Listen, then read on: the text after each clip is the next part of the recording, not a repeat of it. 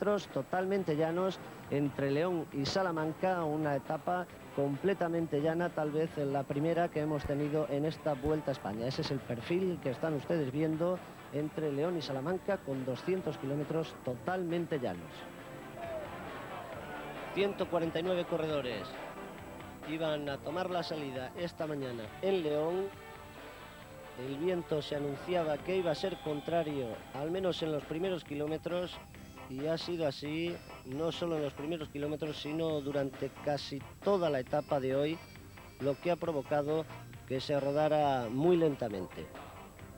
Aplicando la lógica, los corredores en el día de hoy no han efectuado ningún tipo de batalla, sobre todo en los primeros kilómetros. Se pasaba en grupo por el sprint especial de Zembranos, kilómetro 10, con Diabanian, el líder de esa clasificación, dando tiempo a un grupo que marchaba así de tranquilo. Ahí veíamos a Oliverio Rincón. Posteriormente el corredor colombiano del Kelme iba a sufrir una fuerte caída. Las conversaciones que abundaban en el seno del gran grupo. La paliza que se habían pegado los corredores en los 16 días anteriores se acusaba, y no era caso de, con tantos kilómetros por delante y un viento contrario, organizar ningún tipo de batalla, ni siquiera salir del grupo intentando una aventura solitaria de esas que suelen ser suicidas.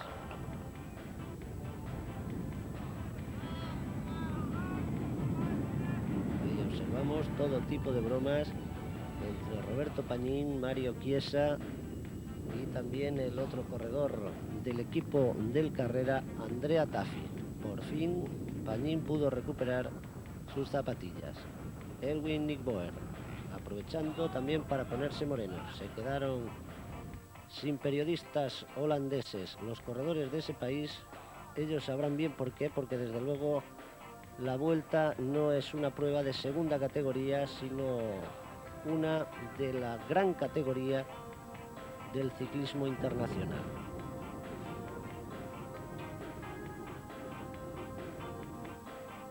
Un ligero abanico que se producía más que nada para protegerse del viento, sin esa intención destructiva de la que nos hablaba al principio un buen teórico de los abanicos como es Manolo Sainz, pero de nuevo la tranquilidad. Tranquilidad y tranquilidad. El viento soplaba, como pueden apreciar, bastante fuerte en contra. 30 kilómetros a la hora era el promedio de la primera hora de carrera. Montoya cómodamente situado en las primeras plazas, por si en cualquier momento ocurría algo que mereciera su atención de cara a esas aspiraciones en la clasificación general.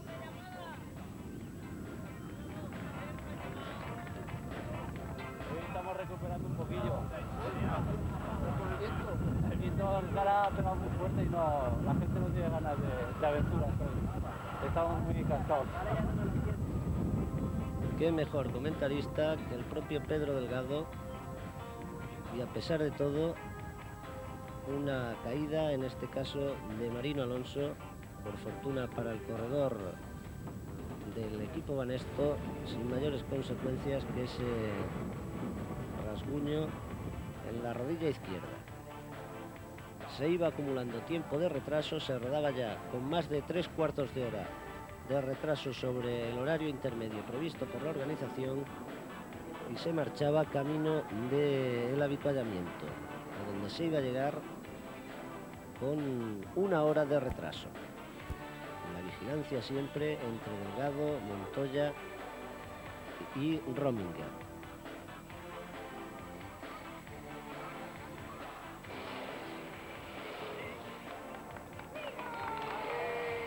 La verdad es que pocas fuerzas tenían que reponer hoy los corredores con arreglo al esfuerzo realizado hoy, que no los 16 días anteriores. Tal y como nos decía anteriormente Pedro Delgado, las fuerzas ya están muy mermadas, queda todavía por delante mucha carrera y solo fue a partir del kilómetro 125 cuando estos dos hombres, Rob Harmelin y Fernando Pacheco, se decidieron ya a 75 kilómetros para la conclusión a poner un poco más de alegría en la marcha de un grupo que lógicamente no se iba a inmutar. Pasaban estos dos hombres por la meta volante de Zamora, situada a 70 kilómetros del final, y ya habían conseguido 1 minuto y 2 segundos de ventaja sobre un grupo que rodaba muy tranquilo y donde Marc Guillon adelantaba a Antonio Esparza. La lucha de esos dos hombres por la clasificación de las metas volantes.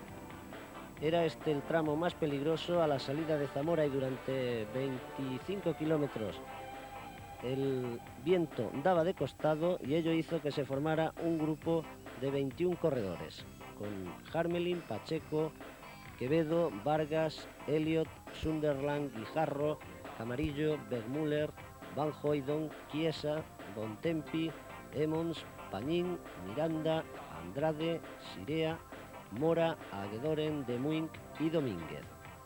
Por detrás controlaba el equipo de Pedro Delgado junto con los hombres del PDM.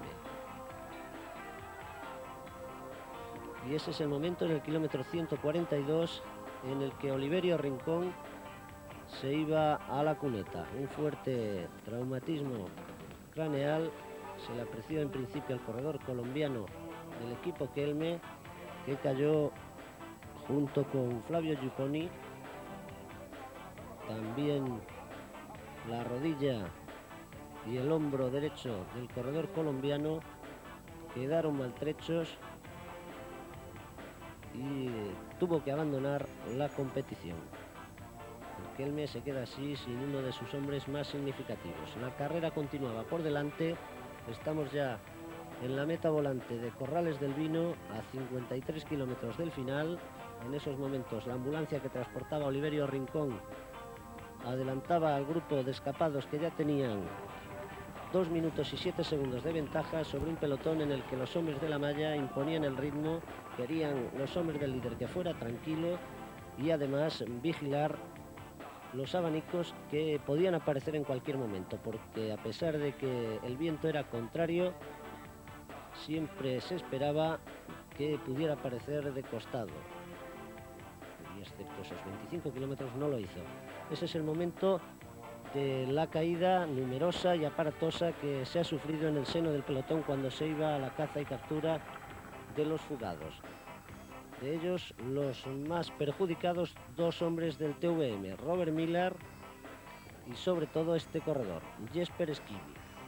Aparatosísima caída que se apreció grave en un principio, que ha sido muy fuerte, pero nos llegan noticias ahora del hospital de Salamanca, donde está ingresado Jesper Schijmi. Se encuentra bien el corredor danés con una subluxación de hombro.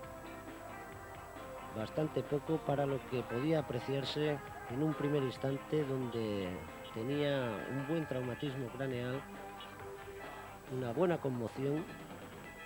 Jesper Schijmi, atendido rápidamente por los doctores Irigoyen y Cabeza, fue lo más prontamente posible trasladado a un hospital de Salamanca, donde, como les digo, se le ha apreciado en definitiva subluxación de hombro.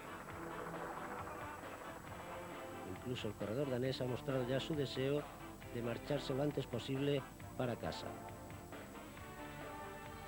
Poco a poco iban perdiendo terreno los escapados. Merced al trabajo de corredores del PDM y del Carrera, se intentaba que se llegara en grupo para que Abdujaparov y Van Poppel pudieran disputar la victoria. Eran alcanzados ya los fugados, que nunca llegaron a tener más de 2 minutos, y a partir de ahí algunos intentos como este, en el que estaba incluido Herminio Díaz Zabala, Andrea Tafi y Víctor Pulnikov y Vladimir Pulnikov, entre otros, que tomaron tan solo unos metros de ventaja sobre el pelotón. Se rodaba ya muy rápido camino de la meta de Salamanca, con más de hora y 25 minutos de retraso, y todavía casi llegando a la ciudad salmantina lo iba a intentar Herminio Díaz Zabala, un magnífico rodador el corredor cántabro, que intentaba sorprender al gran grupo. Sin embargo, este no se lo permitió. Ya en las mismas calles de la ciudad salmantina parecía que se iba a llegar en pelotón. Sin embargo, ya a menos de 1 kilómetro saltaron Nikdan y Van der Aerden, tomaron unos metros de ventaja. Nikdan le preparó magníficamente la llegada a Erik Van der Aerden, que conseguía de este modo que están ustedes viendo la victoria. Segunda posición para Jel Nikdan, la tercera plaza para Jean-Paul Van Poppel. Abdullaparov acababa en sexta plaza y el primer español, Juan Carlos González Salvador, en quinta posición. El pelotón se cortó en los instantes finales merced al impulso puesto por la parte de arriba por Nikdan y Van der Aerden. Vamos a ver la repetición de esta llegada. Van der Aerden, un hombre que hace años era muy asiduo en las victorias en el calendario internacional y que este año conseguía así su segundo éxito en la campaña 92. Y Montoya, una vez más, líder de cara a esas comprometidas etapas que quedan en Ávila y la contrarreloj de Fuenlabrada.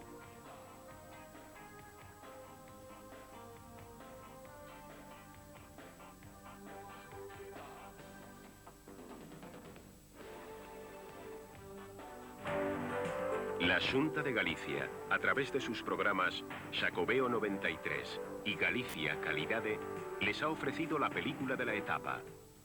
Vamos ya con las clasificaciones de esta etapa que ha concluido aquí en Salamanca hace apenas hora y cuarto. Victoria para Erik Van der Aerden en el mismo tiempo que él. Jel Nikdan, tercera plaza para Jean-Paul Van Poppel. Primer español, Juan Carlos González Salvador. En la clasificación de la montaña, Carlos Hernández continúa aventajando en 48 puntos a Julio César Cadena. Tercero, Tony Rominger con 109 puntos. Hoy no hubo ningún obstáculo montañoso en esta 17ª etapa.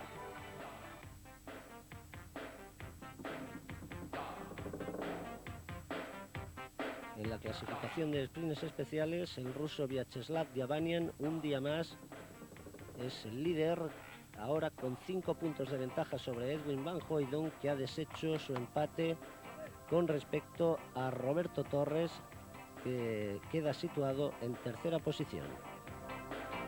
En la clasificación de la general de las metas volantes, Antonio Esparza es primero tan solo con 2 puntos de adelanto sobre el corredor belga Marc Bouillon, que hoy le arrebató algunos puntos de ventaja al corredor español. Tercero, Edwin Van Hooydonk, ya se queda el belga con 12 puntos. En la regularidad, Abdullaparov ha visto reducida hoy su ventaja espectacularmente. Jel Nikdan tan solo está a 1 punto de él. Tercera plaza para Tony Rominger con 90 puntos. Va a ser muy emocionante la lucha entre Abdullaparov y Nikdan por la clasificación de la regularidad. No menos no va a ser en la general esos 49 segundos de ventaja que lleva Jesús Montoya, con Pedro Delgado a 55 queda Tony Rominger, a 2.42 Federico Echave. 7 menos 5 de la tarde, Jesper Esquivi ha sido rápidamente ingresado aquí en Salamanca, una clínica exactamente primer parte de Jesper Esquivi cuando era trasladado en ambulancia. Bueno, lo que sí tiene es una conmoción cerebral bastante fuerte, iba semi-inconsciente en la ambulancia y... integrada ya en la Vuelta Ciclista a España. Antes, aunque el reglamento no lo especificaba, pues si no se tenía una misión muy concreta no se podía en carrera. Se tenían que limitar única y exclusivamente al mero papel de simples espectadores.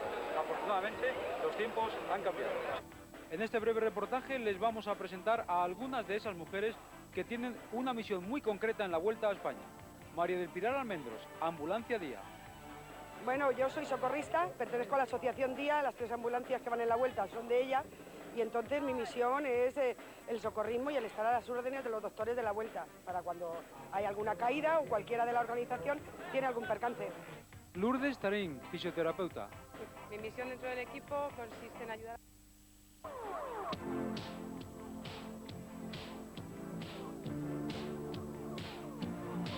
Aquella Vuelta de 1983 llegó por primera vez a miles de hogares españoles a través de las transmisiones en directo realizadas por Televisión Española. La televisión en directo supuso un auténtico boom para el ciclismo. Gracias al duro y muchas veces arriesgado trabajo de cientos de compañeros, el gran público pudo disfrutar intensamente de la belleza y espectacularidad del esfuerzo de los corredores.